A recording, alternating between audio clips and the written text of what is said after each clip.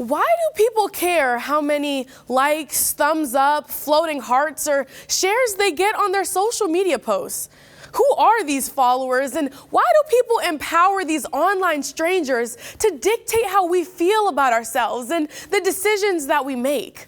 We're going to talk about why so many, especially young people, are stressed out by social media and how to break that cycle. Coming up on Speak Out DC.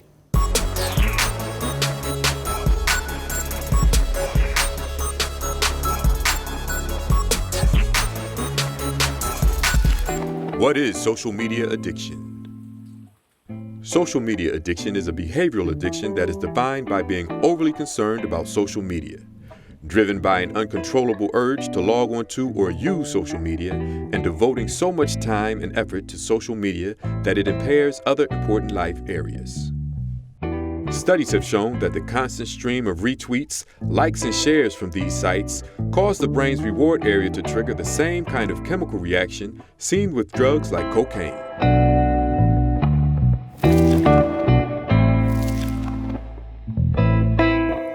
Welcome to Speak Out DC. I'm your host, DC Youth Mayor Addison Rose. Today, we're talking about the power of social media.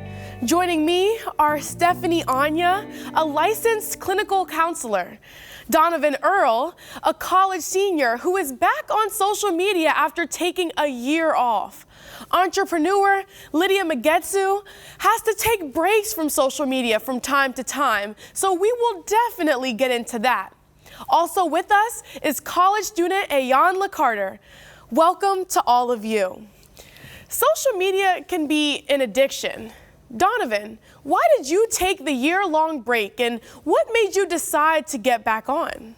So I moved out to California for my freshman year of college, and I was in a new city, in a new state, living by myself for the first time, and it was the pandemic. It was just starting, and so I was in my house, my apartment, by myself for hours and hours every day, and I started scrolling way too much on social media. Started to, get anxiety. My mental health was just declining in general. So I, just decided to get off, disable it and fresh start. So, I've kind of liked it since I've been off, but, I had to get back on because, I'm growing up and that's how my generation networks. So. Yeah.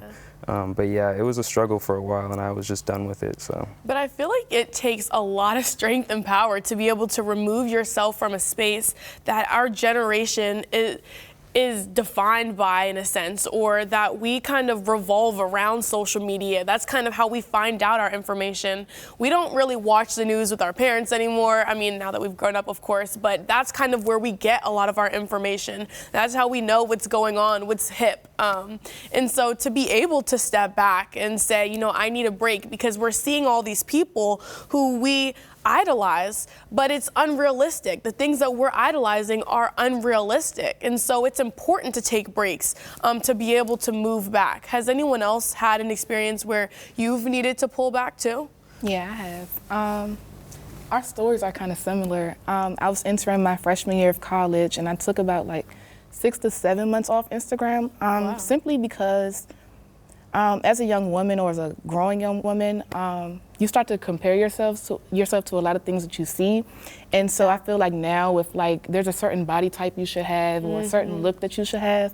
And so I felt a little bit insecure because I felt like I don't look like this. So, I look a little bit different. I have a little bit more curves to my body. So I felt like I kept seeing the same thing, or there was this standard that I was not meeting. So once I removed myself, I was able to see the uniqueness in myself and appreciate it a little bit more and realize that all of that is fake and they have lives too, but it's just all for show. And I took the time to really just be away from social media, and I got to learn a lot about myself and just be more in tune with the things around me. Yeah, because I think a lot of times we forget that what people are putting on social media, their Instagram posts, this is the best version of themselves. They're putting out the best version of themselves. And so we're looking at these people and we're like, wow, their body's amazing, their hair looks great, their faces are beautiful, but we're not thinking about all the things that are going into why they look like that, whether it be surgeries, whether it be editing, different things, but we're kind of still comparing ourselves. Do you all, Stephanie, do you feel like you ever find yourself comparing yourself to other influencers or celebrities? Yes, I would definitely say that I do. As a licensed mental health therapist, there has been a burst in social media talking about mental health topics. Yeah. And there's a lot of like mental health gurus that you see and things like that. And a lot of times I would be watching some of these things and kind of putting a lot of pressure on myself to like, why am I not putting more of the content out? Why is it not going viral in the way that this other person is going viral who has less of the expertise that I have? And so then you start to fixate and then you start to then develop that anxiety around, should I post? Is it good enough to post? Then you have like, for me, all my drafts, I had drafts and drafts of things, of content that I hadn't clicked on because I'm like, it's not perfect, you know, yet. And so you develop some uncertainty about your content, yourself, you know, the things that you value, so on and so forth. Yeah. What would you say, Lydia? Do you I find definitely yourself? agree with what she said. I feel like it all goes into how you view yourself. Like if you know who you are, you know what you stand for, like you know yourself, you're aware of all your actions and your surroundings, I feel like you might be less susceptible to those To finding yourself in that position. Exactly. I wasn't on social media until like really like late high school. Really? Yeah, I wasn't allowed to. I was gonna say, wow. So like when I did get on, it was kind of like a whole new world. And for me, it was kind of like, I'm a big overthinker. So every time I do something or say something, it's like, is it the right thing? The audience, like everything. Like, does my outfit look good? Is the background nice? Is the lighting good? And so that kind of like, I feel like plays a big role into thinking that like, oh, this isn't good enough, or maybe I should just keep this to myself. And it's just like, only you see yourself that way. Everybody else sees you a completely different way, and not one person will have the same view of you as the next person will. And I feel like a lot of the times we forget that like nobody is critiquing us like how we're critiquing ourselves. So we always think that like, oh, maybe this isn't good enough because so-and-so posted this and my post doesn't look like that. So I really feel like it's all about how you view yourself.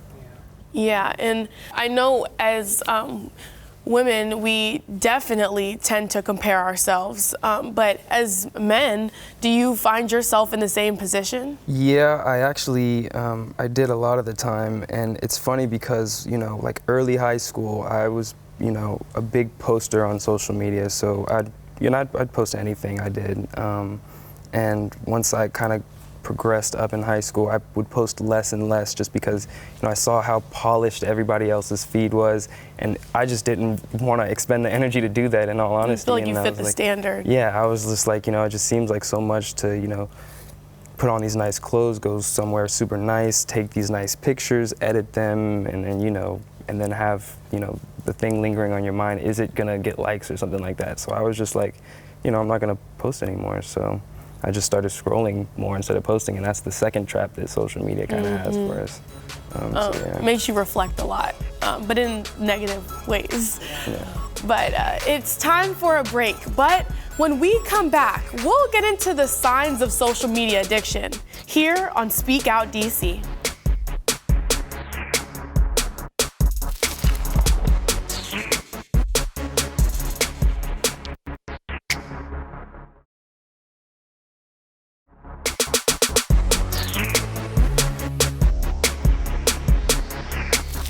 Welcome back.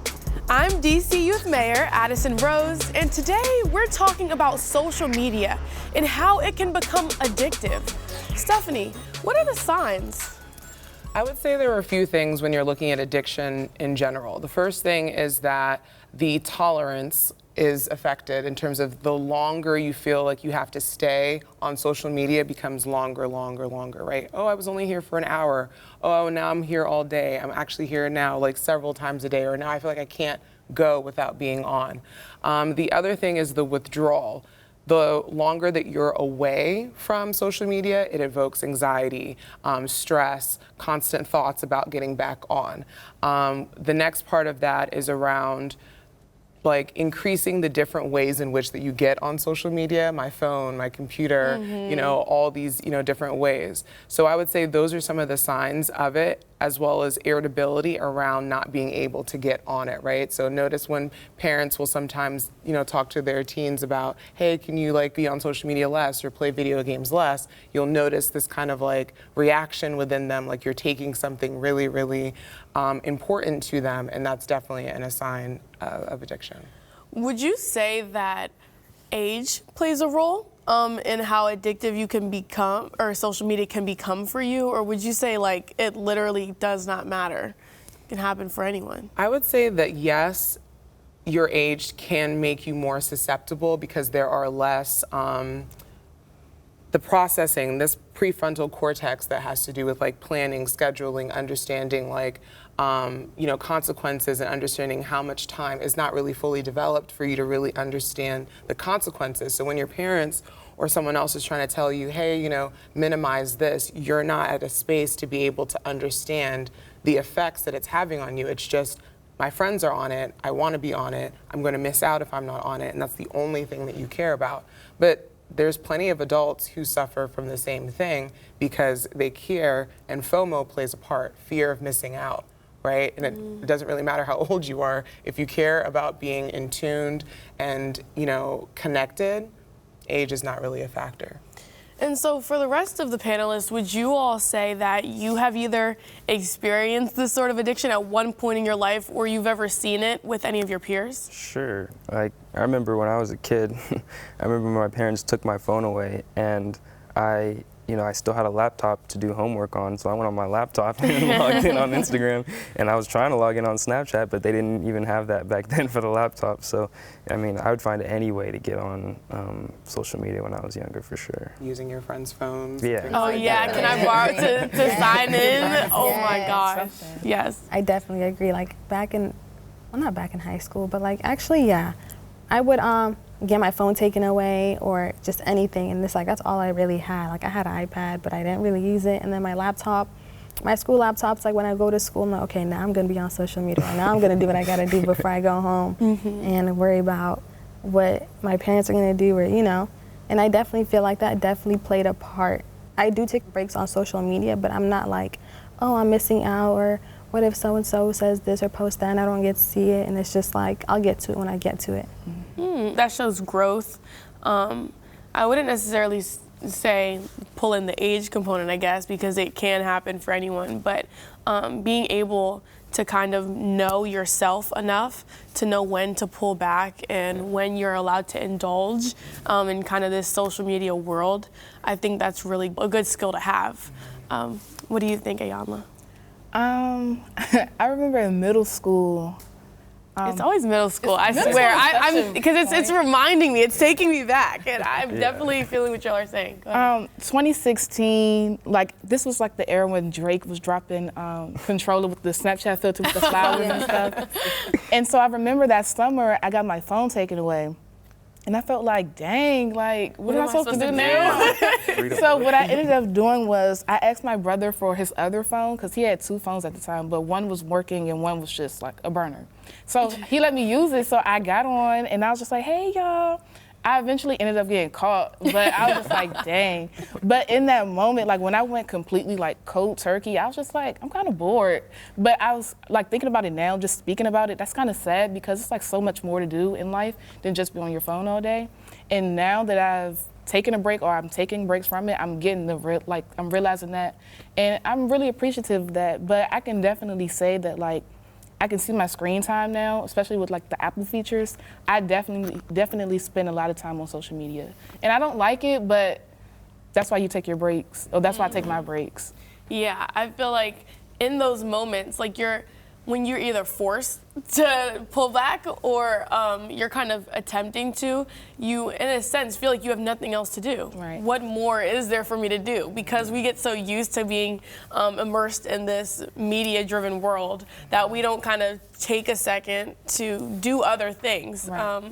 talk to our friends, in person. Right. Like I remember my dad had said something about, kids don't go outside and play anymore. We used to know our neighbors, know the friends that were next to us. We used to ride bikes, stuff like that. You just don't really see it anymore. Jumping rope, the ice cream truck, like little stuff like that. The streets definitely, summertime kids running all the time. Bare. I used to do my homework on the bus, so when I can come home, I can just go and play. And it's crazy, like they don't do that anymore. My younger brother just comes home and watches TV or plays Xbox, iPad, and it's just so crazy to me because when I was his age, if I wasn't outside, I was at spring practice. If it wasn't swim, it was karate. If it wasn't karate, it was dance. If it wasn't dance, it was piano lessons, everything. But like I also think the pandemic also has a lot to play into that because we're so used to being inside now.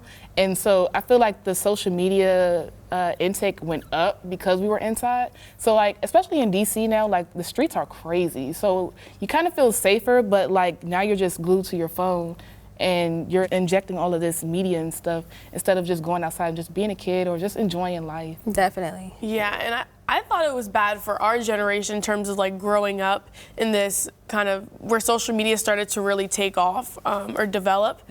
But the ones right behind us, like ever since they're toddlers, like they're around these iPads and like social media, making TikToks. Yeah, right. Like I have a younger sister, always on TikTok. So it's like I thought we were bad. And kids walk around with iPads, like we call them iPad kids. Literally, so, like it's so insane.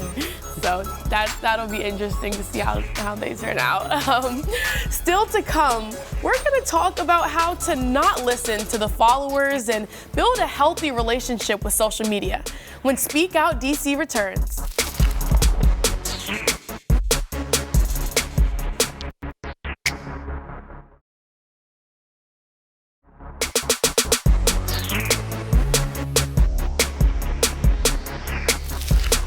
Welcome back to Speak Out DC. Lydia, how do we construct healthy relationships with social media? I feel like the biggest thing is knowing your limit and knowing when enough is enough, or like you need to take time for yourself because you're just so concentrated and focused on what everybody else has going on that you seem to forget that, like, oh, I have to go do this. Oh, maybe I should go start doing this, So it's like, don't fall into the trap where you're so focused on what everybody else has going on that you seem to forget that, like, what's happening in your world, in your life, because social media is an escape from reality, and if you're in there for too long, you're actually going to really escape reality.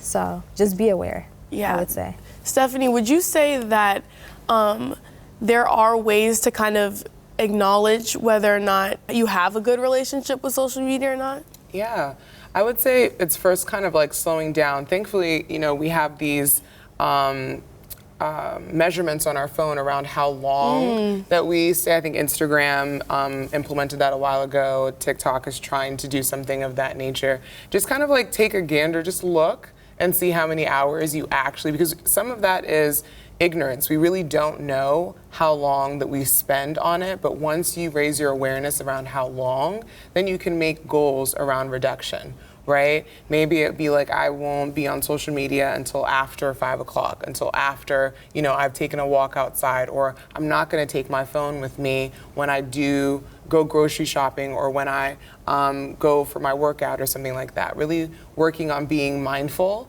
right, which is open, non-judgmental, and present, being in the moment. Because as we had kind of talked about a little bit with the iPad kids, one of the things with social media that it triggers is a disconnection from your life, right? And it also kind of like can make you stay stuck in there because you have not been exposed to anything else, right? Like we said, we went out and played on playgrounds and we did all these things. But most kids, especially during the pandemic, and even before that, the iPad was their dopamine hit versus jump roping, talking with your friends, playing ding dong ditch, like things like that were things that you did when you were younger, but you don't do that as much anymore. I found myself being at home a lot and I was like, whoa, I need to get outside, get some, vitamin D, like something. Yeah, my best friend actually has like a feature on her phone that tells her when she's been on it for like, I don't know if it's 30, she has some sort of timer on there that's like, okay, you've been on it for this long, it's time to get off, which I think is definitely really, really helpful. Apple released recently, I think, like in their settings, you can go see all your measurements on all your apps for how long you've been on there, and you can limit how much you are. So like now, I limit myself to an hour a day on Instagram and Snapchat. Yeah, I have screen time on all my socials. Yeah, and it'll close down when I get to an hour for the day. So I know we've been talking a lot about the negative kind of effects of social media, but what would you all say are reasons that you may want to get on social media, or why it may be interesting for you? I guess maybe entertainment? Entertainment, news. I'm not gonna lie, social media, It gets it to you with the quickness no matter and where you are. Sometimes, like, our parents, Fox, CNN, ABC and things like that, recognize those outlets and those places have their own, like, voice, right? Social media allows you to hear the people, like, what people are saying about things, right? In Flint, Michigan, with the water, with the different things that were happening in different countries, right? Like, me that's we sitting, never saw it. it wasn't anywhere to I be seen love on the any of our public stuff. So opinion. being able to see what's going on in other spaces and see what other people are doing, I think is very, like, unique and is, one of the benefits of social media. Ayanla, what were you saying about kind of public opinion? I kind of like that. Well, growing up, we always see what's on the TV, but like having social media, like for an example, Twitter, we can see the people in Flint, Michigan, we can see their responses, or we can see their outcry or their truth, because they're not going to always put it in our faces as the truth. So it gives us an opportunity to see what's really going on with, images or just people showing us their lifestyles from day to day, opposed to being on the news and they just kind of fabricate it and not showing us how bad it really is. So I kind of like the public opinion, and also like it gives you like more perspective or more of a 4D envisionment of what's going on, because like, again, they're going to probably lie to us or make it seem like it's not that big of a deal, but like your water is literally brown. Or not highlighting certain aspects because they're trying to, manage, crowd control. Because there are things that sometimes the public can kind of like exacerbate or like Yes. make a little bit more like catastrophic. However, I do think that the access to the news and then knowledge, the fact that you can learn so much on TikTok that you didn't even have access to in other places, like new ways to use things. And as you said, like having access to seeing how other people live their lives, right? People who live off the grid, Right. how they created that for themselves and they look like us, right? That's something that's empowering to see and be like, oh, well, if they can do it, maybe I can do it too. too. Definitely. And I feel like you could do so much with social media. You could build your platform, you could build your brand, and that Make money. exactly. And it's like you could do so much with it. And if you just know how to use it correctly, I feel like it's definitely really useful. That's how I feel like I was able to build my brand and my platform and really like get my foot in the door. Yeah. So yeah. Yeah, networking is a huge part of why I came back to Instagram. I mean, I'm like at my age now, I'm walking into like, bars or parties or whatever, and people are saying, what's up? Hey, let me get your Instagram. Like, what do you do? What do you this and that? Like, what are you into? Just to get to know people and, help each other out in life. So that's like a huge part of how our generation networks. And, if you want to be a part of it, you kind of got to be on there. So way to keep in Definitely. touch. Exactly. On that networking point, though, something that I wish that I had known a little bit sooner, though, is to kind of you don't always have to utilize Instagram, like, for instance, LinkedIn. Like, I've been, all the work that I do, I tend to just go straight to Instagram because I feel like, everyone, that's where everyone is. That's how like you said, people come up to you, like, what's your Instagram? So they can see what I've been up to. But I recently found out about LinkedIn and I'm like, that's where everything should be going, not really Instagram. Being able to find the right platforms, because LinkedIn is a social media platform as well too. It's just specific toward work-related things. Yeah, I definitely agree with all you all's points. So, I think it's definitely a love-hate relationship with social media. But at the end of the day, it's all about finding that balance. So hopefully we can all do that. Our conversation concludes on the other side of this break. Please stay with us.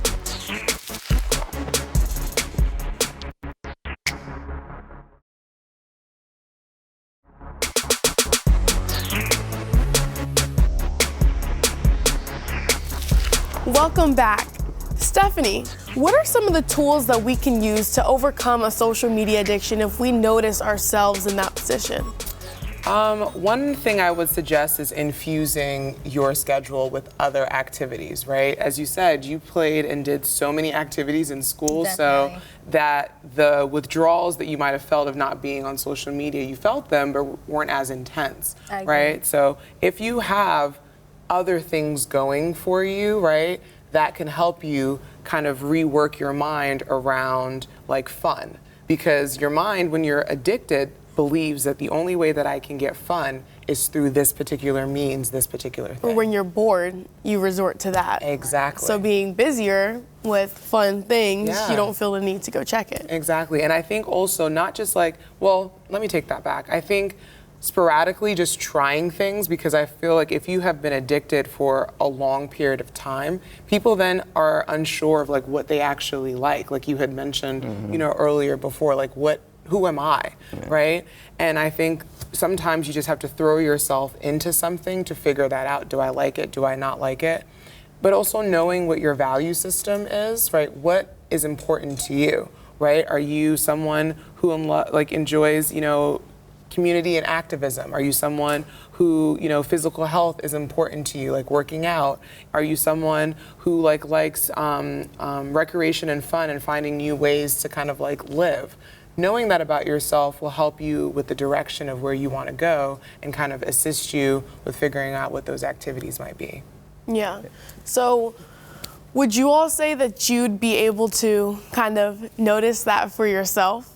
Do you think you have kind of, well, actually, I mean, I know you all, some of you have been able to take a break. Would you all say that you can do that in the future, or maybe not? Yeah. I made it a mission to I go 2 months on and then maybe 6 months without. So that's kind of like my schedule. But in those 6 months, like I remember on campus, I started knitting. Like that was my dopamine for the day. Like I was making little hats, sweaters, and I was just like, this is so much more fun than just scrolling and seeing what everybody else is doing. Of course I want to keep up, but like, what am I doing for me? What is making me happy? So I would literally listen to music and knit or just draw, paint, write, just finding things that brought me peace and brought me happiness and also motivated me creatively. That way I didn't feel like I was stuck and I wasn't doing anything. Yeah. Because also I found myself like comparing myself to others that was on their campuses doing like bigger things or whatever the case may be, but like I still needed to find things that made me happy. I feel like we find kind of parts of ourselves that we didn't really know existed. Like over quarantine, you know, I realized how much I was on my phone, social media, and like the television, whatever it may be, digitally, so much. And so I was like, okay, well, I can't do this 24 hours a day. So I kind of need something else. And I discovered that I enjoy painting. Am I a creative person? I would not say. But, you know, like I saw that you could like draw something out and then just like paint it. You know what I'm saying? So I that kind of became my thing instead of always resorting to my phone, scrolling all day, or just sitting there watching stuff. Yeah. You were gonna say something, Donovan? Yeah, when you just realize how much time compounds from you scrolling on social media and what's something that you could be doing alternatively. I mean, one, you know, saying that I can't get off my mind that I heard a little while ago was that the best time to plant a tree was 20 years ago. So like now I just am picking up hobbies like constantly ever since I put social media down, like excessive social media down. So I picked up guitar, so I'm, you know, okay at guitar now. I started learning Japanese. I started, you know, playing chess just, you know, as a hobby. So, you know, I pick up different hobbies to, you know, supplement my time instead of scrolling, because that's just, it's not productive, and you can do a whole bunch of things that you never thought you could do if you just put in 3-5 minutes a day instead of scrolling an hour a day. You know? Yeah. What do you think, Lydia? I think how I got into like the entrepreneur, I can't even say the word, but that world is through social media. And that's how I learned like how I got in touch with people, how I started to learn to trade, and that was cryptos and Forex. And then from there it went on to real estate and so on. And so for me, I feel like social media really helped me grow. And now that like I got to the point where I want to be, it's like I'm really just focused on growing and being the person that I want to be before. Like, 'cause I don't really think social media is really like gonna make or break anything. Honestly, it's just like yeah, it's gonna help you, but like, it really just depends on how you use it. Yeah, it's about knowing yourself. Exactly. So for me personally, when I was growing up, I grew up in a third world country, in Eritrea. It's a country in East Africa. And so nobody has social media. I mean, yeah, they might have Facebook, but you don't even have internet to be using Facebook anyway. So it's really just like, yeah, you know. So all I would do back home was, yeah, go to school. School was a big thing. Like, you just have to be so smart. So I was just like, from a young age, that was just instilled in me, school. And then when I came here, it was kind of like complete 360, because it's like internet all the time. And there's technology, computers, laptops, phones, smartphones. It was just kind of like a different world. I was like, what? What is that? How do you use that? The TV actually works? It's like, yeah. So you feel like it's something that, like, you feel like you already kind of have the tools to kind of know yourself. Right. And that's what it's all about. Definitely. Yeah, knowing yourself. And I do want to highlight, though, that I do think it can be very helpful, especially for like content creators, people who are looking to start businesses, make money. It gives you a lot of tools to do that in the outside world, which I do think, you know, we can all appreciate. So, I mean, as we kind of finish up, what would you all say, like a piece of advice would be when it comes to thinking about social media, the effects it has on ourselves, but other people, and just maybe one little piece of advice to keep in mind as you continue to use it? You want to start, Stephanie? Sure. If you're, you know, noticing that you have any of the symptoms of addiction that we had talked about, you know, today, I would definitely suggest reaching out to a mental health professional, because it's very difficult to identify some of these patterns of behavior around social media by yourself. Right? You guys were really great in terms of being able to finding that insight, but sometimes like there's a bit of like, I call it like a double Dutch syndrome, where just because you know that this is something, jumping into changing that thing is a completely different experience. So sometimes you need, you know, someone to guide you, to help you through it. So that's what I would say. Thank you. Donovan? Yeah, I think support, what you said, is a really big thing. Having somebody there to support you, you know, help you figure out how you actually want to, you know, get off social media.